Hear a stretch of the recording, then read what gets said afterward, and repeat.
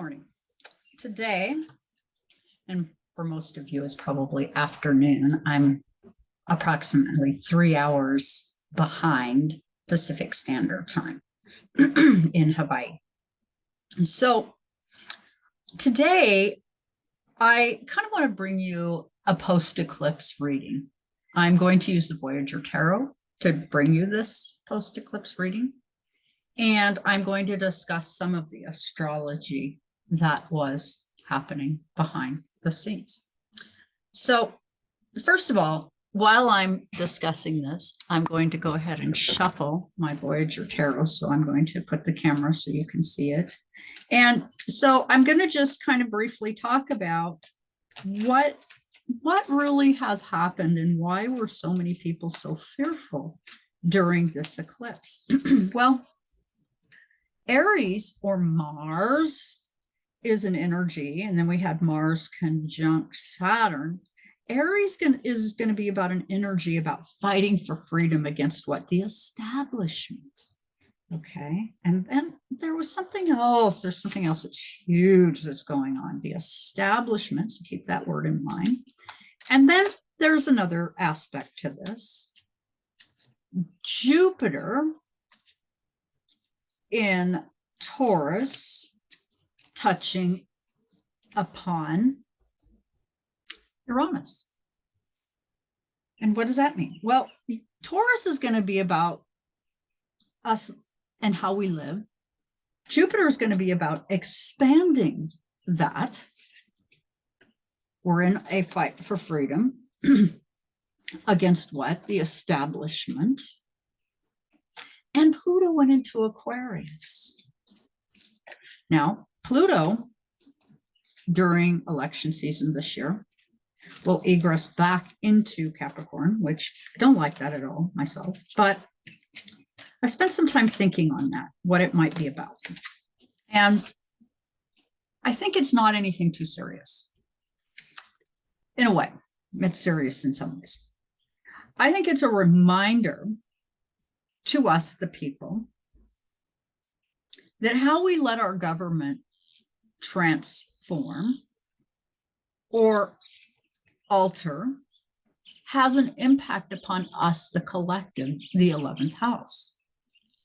And so it's going back into the 10th house of government, the Saturnian mindset, and it's wanting to establish itself as being in charge. And we could think of it as Supreme Court decisions, maybe at the time of the election, could be a really big deal. Now, I don't know, because remember, astrologers are not mind readers. We can talk about what the generalized truth might be, but to tell you exactly what it is, I don't want to go there, and I don't practice that kind of astrology, and I don't want to practice that kind of astrology. One of the Buddhistic teachings that, and I as a practice am generally following Buddhistic principles, but don't have any religion that I claim as my own. But this being a principle in Buddha, that having information in the future is anxiety creating, and I agree with that. So, and I don't particularly at this time in my life need anxiety. None of us do. I mean, I've already got ill health. I've already got all of the fluffy that goes with the whole process of this. So with all of this in mind, we know that Pluto is going to go back into Capricorn, but right now it's in Aquarius. It's in an air sign. It's going to go back into an earth sign. And then it's going to go back into an air sign, and it's going to be game on in Aquarius for the next 20 years. Okay, so I'm just going to simply ask the cards, is that what some of this panic is about? Because it does seem this eclipse energy, cops being, available in the path of totality, a National Guard called out, nothing happened, but yet it was created in such a way like we were all supposed to begin anxiety and fear. Was it to stir us so that in hopes we were so stirred up that we attacked each other? I don't know. So here we are today on Wednesday, Mercury Day, thinking about this. What is this? I'm going to do a past, present, and future reading. I'm using Voyager Tarot, okay, and I've already shuffled, and I like to use the bottom of the pack, which is 10 of Cups, meaning that we're celebrating something, okay?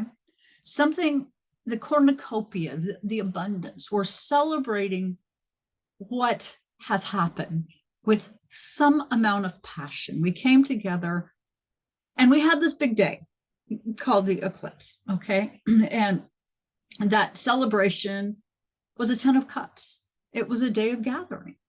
Pretty straightforward. That's true. That's the base of the matter, okay? And so in a past sense, we're going to get the Fool Child, okay? Where this is going to relate to us gathering in groups. That day we gathered in groups. We had our little bag attached to the back of our pole, and we went and we watched the eclipse. Now, I'm going to tell you something about this, which I'm in Hawaii and we didn't have the totality here. And quite frankly, it was way early in the morning and I was barely out of bed and I was barely aware that it was happening, and which I was grateful for because I was so stressed out. I kept hearing a variety of people speaking as if they understood what was happening. And the truth is that they had it wrong. And I was very concerned about that. You know, nothing makes us astrologers look more foolish than these huge proclamations that aren't true.